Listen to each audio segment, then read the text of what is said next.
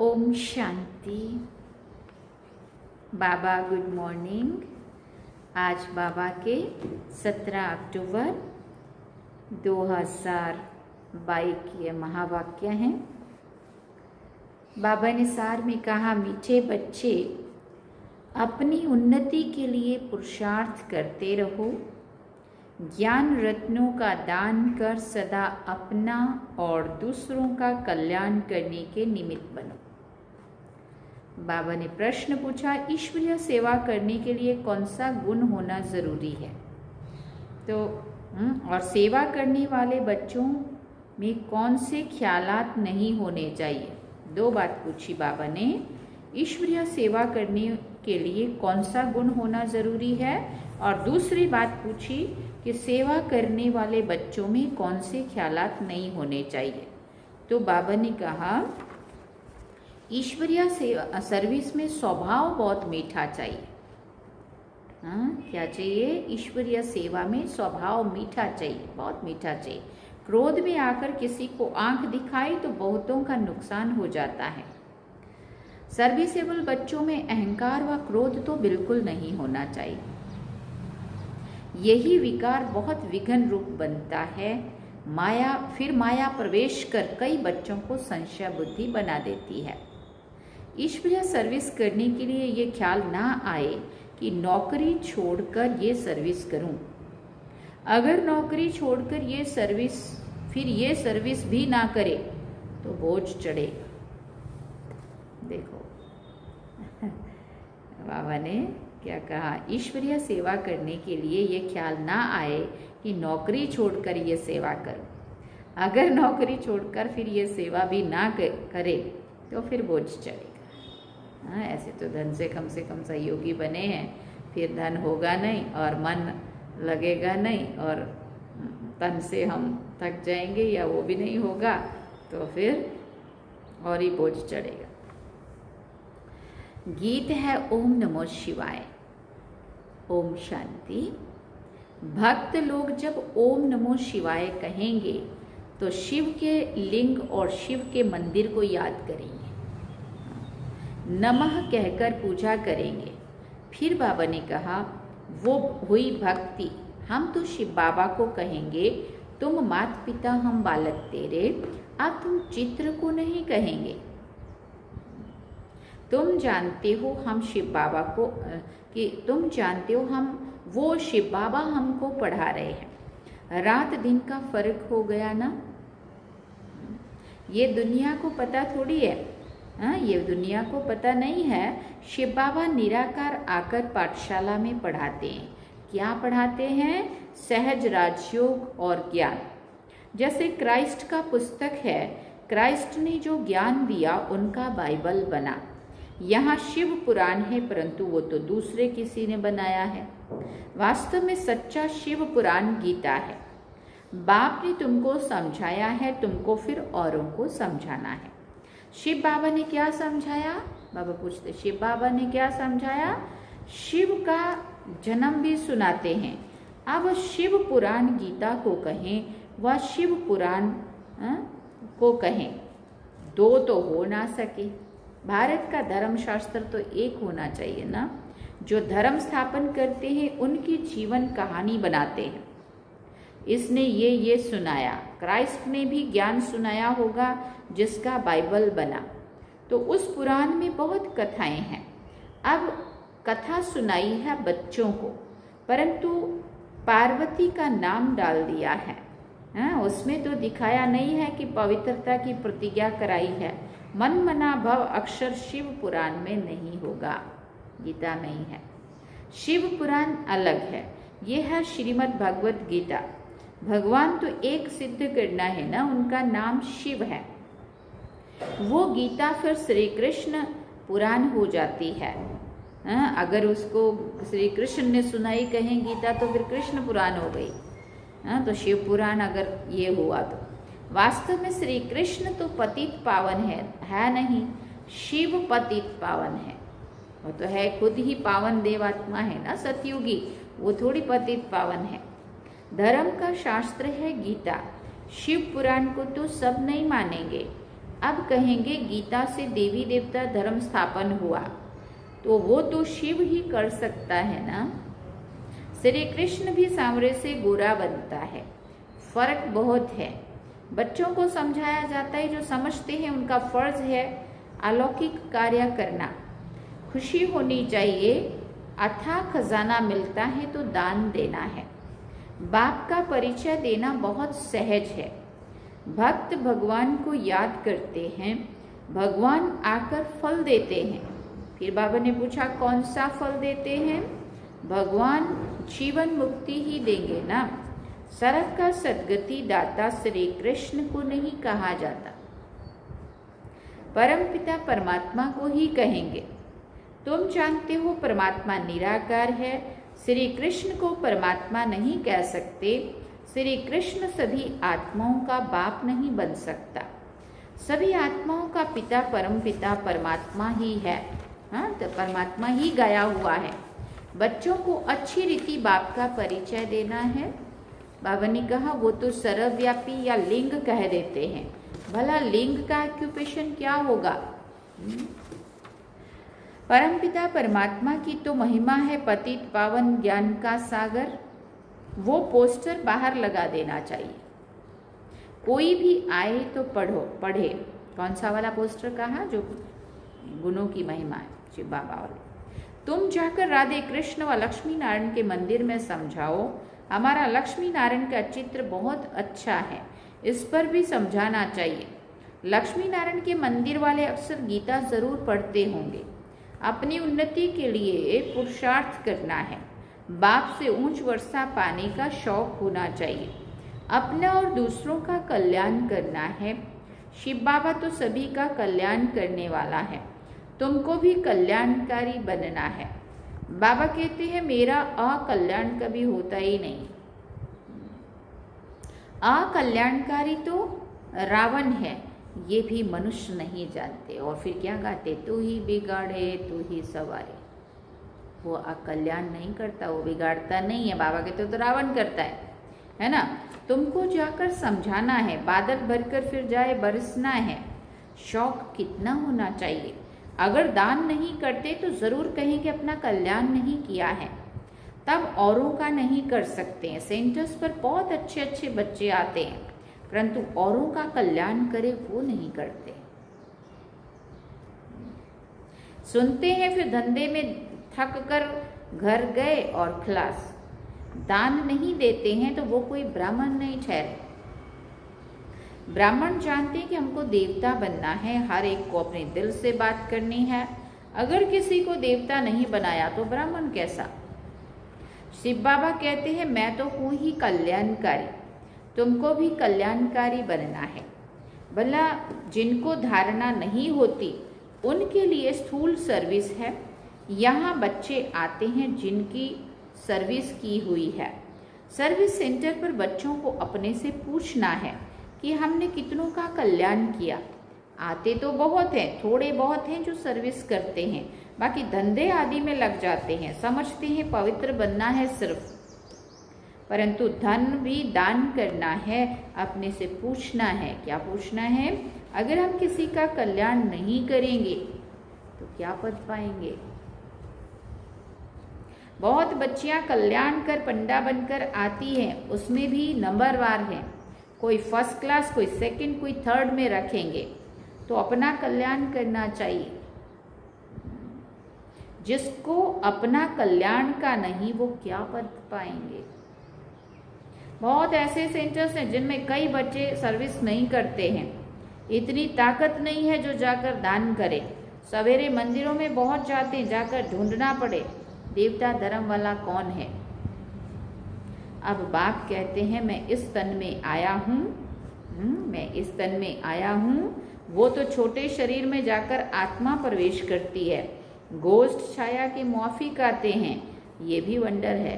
कैसे घूमते फिरते रहते हैं, कौन बैठ पता निकाले। ड्रामा में आत्मा को शरीर ना मिलने के कारण आत्मा भटकती है, छाया रूप ले लेती है, जैसे परछाई होती है। गोष्ठ की परछाई नहीं पड़ती है, आया और गुम हो गया। इन बातों में अपने को नहीं जाना है। दरकार ही नहीं है। इस खोज में जाएं तो शिव बाबा भूल जाए। ये सब होता है, ऐसा नहीं होता। बट बाबा ने कहा अपने को इसमें नहीं जाना है, क्योंकि अगर इसमें चले गए ना तो बाबा भूल जाता है। बाप का फरमान है निराकार बाप को याद करो, अपनी और दूसरों की देह को भी भूलना है। सबका प्यारा है शिव बाबा। बाप कहते हैं और कोई बात में ना जाकर बाप को याद करो। ये है याद की यात्रा। मन मना भाव का अर्थ भी ये है। श्री कृष्ण तो ऐसे हो कह ना सके। श्री कृष्ण को गाइड नहीं कहेंगे, निराकार ही गाइड बन सभी आत्माओं को ले जाते हैं मच्छरों सदृश। आत्माओं का गाइड श्री कृष्ण हो ना सके। उनको पुनर्जन्म में जाना है तो बाप का परिचय सबको देना है। भक्तों का भगवान एक है। वो बाप कहते हैं मामेकम याद करो तो विक्रम विनाश होंगे। सर्विस का बच्चों को बहुत शौक होना चाहिए। बच्चे मधुबन में आते हैं मुरली सुनने, तो सुनाने वाला जरूर चाहिए। बाबा जहाँ जाएंगे तो सर्विस ही करेंगे। सर्विस का शौक बहुत रहता है। बच्चे याद करते हैं, वो सन्मुख मुरली सुनकर खुश होंगे। एक पंथ 10 कार्य सिद्ध होते हैं। बड़ी बड़ी सभाओं में बाप नहीं जा सकता है, वो बच्चों का काम है। बच्चों से सवाल जवाब करेंगे। सन्यासी आदि तो बाप के आगे आएंगे ही नहीं, उनको तो मान चाहिए। बाप का पार्ट वंडरफुल है। जो पास्ट हुआ ड्रामा, आगे चलकर बहुत बच्चे मिलने आएंगे। पहले बच्चों को समझाना पड़े, गोप गोपियों को ही घर घर में परिचय देना है। कोई भी उलाना ना दे, रह ना जाए कि हमको पता नहीं पड़ा। राजा रानी तो कोई है ही नहीं जो इतला करे। नया हुनर निकालते हैं तो गवर्नमेंट को दिखलाकर वृद्धि कराते हैं। यहाँ तो प्रजा का प्रजा पर राज्य है। निमंत्रण बच्चों को देना है, इसके लिए चित्र आदि छपाते रहते हैं। ये चित्र बाहर भी जाएंगे। बच्चों को मेहनत करनी है। जो जो भाषा जानता है वो उस भाषा में जाकर समझाए।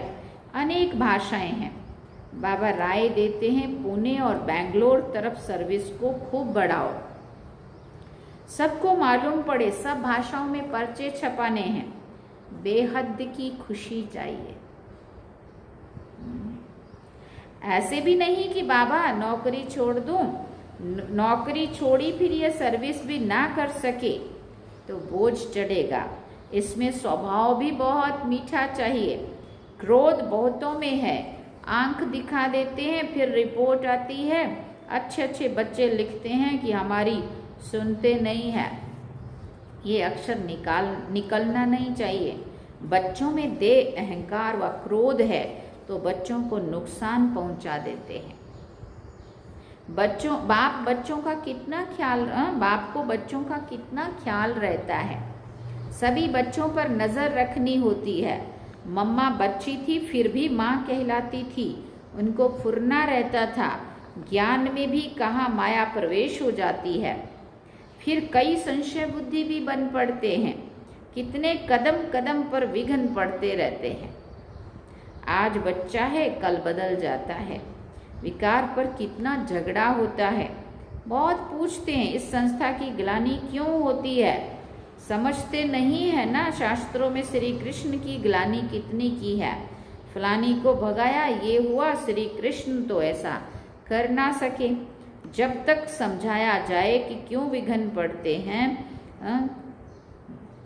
यहाँ भी भगाने का कलंक लगाते हैं। घर बार छुड़ाते हैं, क्यों छुड़ाते हैं वो कोई नहीं जानता है। जब तक ना समझाए तब क्यों विघ्न पड़ते हैं। मुख्य है काम विकार जिस पर तुम बच्चे विजय पाते हो। ये वंडरफुल बाप है। ब्रह्मा द्वारा ही ब्राह्मण रचे जाते हैं। पहले पहले शिव बाबा का परिचय देना है, उनसे वर्षा मिलना है। माया ऐसी है जो तकदीर में नहीं है तो भूल जाते हैं। माया कितना माया के विघ्न पड़ते हैं। धारणा नहीं होती है, ये भी विघ्न है ना। क्यों नहीं इतनी सहज सर्विस कर सकते हैं। भगवान बाप तो वो है ना, उस अलिफ को याद करो। भगवान उवाच मामेकम याद करो तो मुझसे वर्षा मिलेगा। ओ गॉड फादर, भक्त कहते हैं ना, तो बाप से वर्षा मिल रहा है। कुछ सर्विस का शौक होना चाहिए, नहीं तो पद ऊंचा नहीं पा सकते। सर्विस तो ढेर है, रौला बहुत है, बाप का नाम भी गुम, नॉलेज भी गुम है, तो पहचान देनी पड़े। हमको बाप का हुक्म मिला है, निमंत्रण देना है, इसमें कोई क्रोध नहीं करेंगे। पोस्टर्स छपे हैं सर्विस के लिए, रखने के लिए नहीं बने हैं। सिवाय नमः अक्षर बहुत अच्छा है, पूरा शिव बाबा का परिचय है। निराकार शिव बाबा आया है, जरूर वर्षा दिया है, आकर पतित दुनिया को पावन बनाया है। ऐसे ऐसे अपने से ख्याल कर फिर जाकर कोई को समझाना पड़ता है। शिव के मंदिर भी बहुत हैं, गुप्त वेश में जाकर बोलना चाहिए। क्या बोलना चाहिए? ये कौन है? शिव बाबा को तो निराकार परमात्मा कहा जाता है।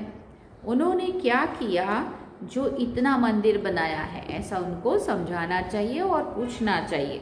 मंदिरों में जाके युक्ति से जाकर समझाना चाहिए। अब भला समझें व ना समझें, अंत में याद आएगा कि कोई ने हमको समझाया था। ऐसा ज़रूरी नहीं आप जाएंगे और वो तुरंत समझ भी जाएंगे, लेकिन ज्ञान का बीज तो अंदर डाल दिया ना, तो फिर एक समय आएगा जब उन लोगों को ऐसा याद आएगा, क्योंकि वो बीज अंदर पड़ा होगा ना ज्ञान का, तो फिर उनको लगेगा कि कोई आए थे और उन्होंने कुछ उसके बारे में समझाया था, फिर याद आएगा। तो बाबा ने कहा अंत में याद आएगा कि कोई ने हमको समझाया था। अच्छा, मीठे मीठे सिकिल दे बच्चों प्रति माता पिता बाप दादा का याद प्यार और गुड मॉर्निंग। रूहानी बाप की रूहानी बच्चों को नमस्ते। हम रूहानी बच्चों की रूहानी माता पिता बाप दादा को दिलवा जान सिकवा प्रेम से याद प्यार, गुड मॉर्निंग, नमस्ते, थैंक यू बाबा, शुक्रिया बाबा। अब धारणा के लिए मुख्य सार है। पहला पॉइंट, अपना कल्याण करने के लिए सर्विस का बहुत बहुत शौक रखना है, थक कर बैठ नहीं जाना है। मनुष्य को देवता बनाने की सेवा जरूर करनी है। दूसरी बात, ऐसा कोई कर्म नहीं करना है जो कोई रिपोर्ट निकाले या माता पिता को फुरना हो। किसी भी हालत में विघ्न रूप नहीं बनना है।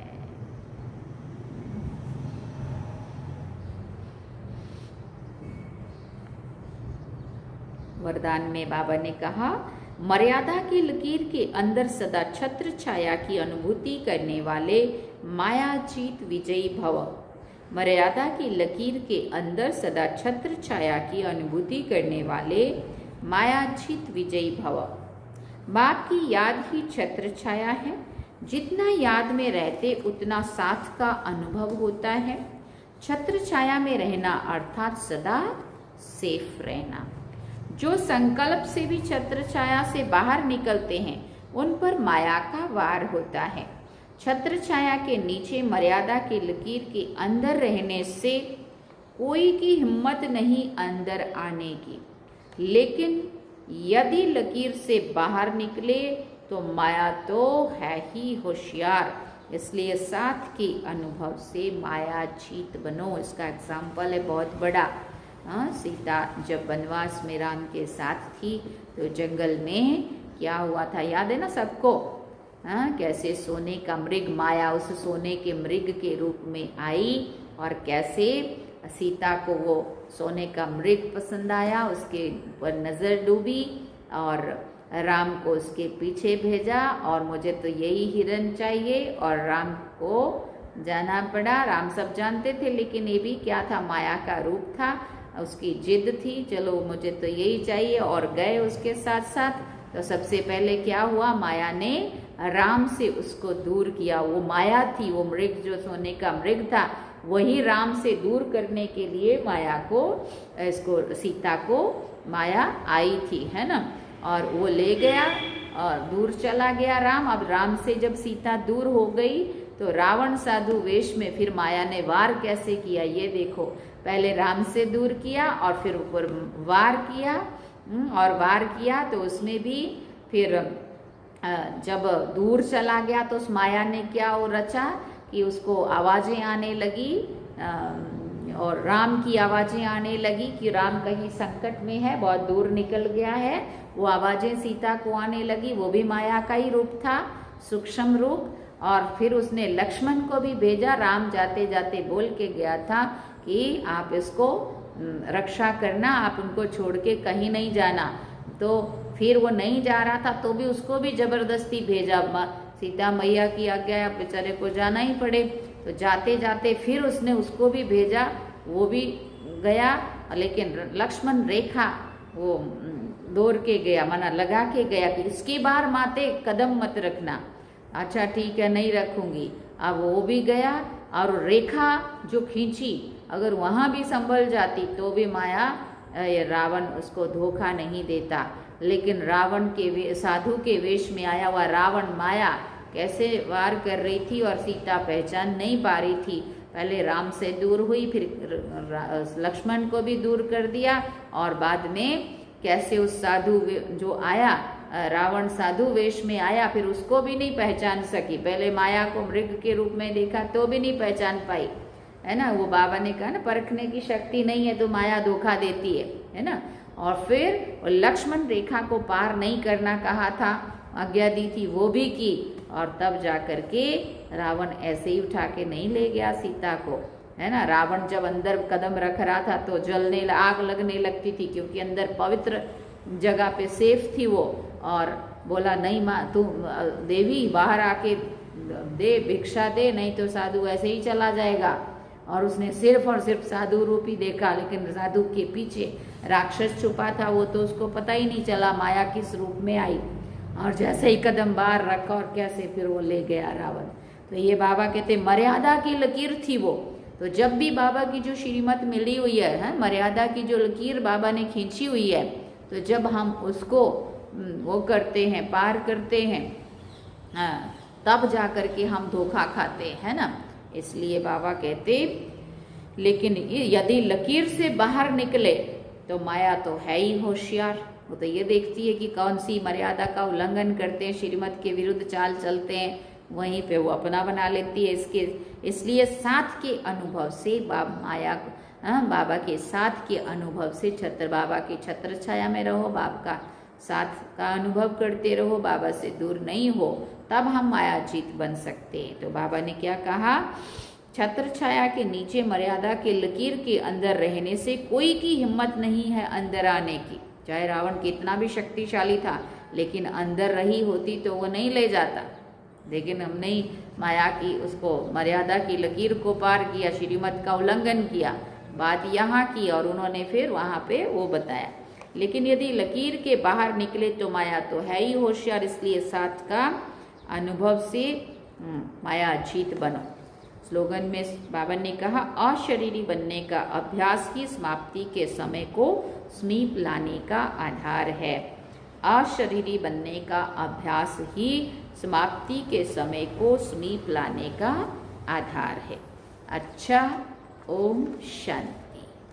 बाबा ने सार में कहा, मीठे बच्चे अपनी उन्नति के लिए पुरुषार्थ करते रहो, ज्ञान रत्नों का दान कर सदा अपना और दूसरों का कल्याण करने के निमित्त बनो।